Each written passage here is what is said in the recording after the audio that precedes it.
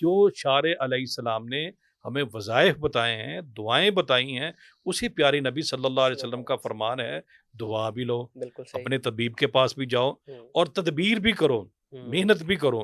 اگر آپ یہ کہیں کہ ہر کام وظائف سے ہو جاتا ہے، اس میں دوسری رائے کوئی نہیں، لیکن اس کے ساتھ اگر آپ طبیب کے پاس نہیں جاتے یا آپ اپنی تدبیر اختیار نہیں کرتے، پھر نقصان ہو تو پھر آپ بلیم دیں ان وظائف کو، تو یہ آپ کی کم عقلی ہے۔ نہیں، ہوں، دعا کے ساتھ، توکل کے ساتھ دعا بھی ہے اور تدبیر بھی ہے، تینوں بالکل چیزیں صحیح۔ ساتھ لے کے چلے، یہ توازن ضروری ہے۔ ہوں، صرف وظائف پڑھنے سے معاملات حل ہوتے ہیں، میں یہ نہیں کہہ رہا کہ آپ وظائف پڑھیں، اسباب اللہ پیدا کر دے گا۔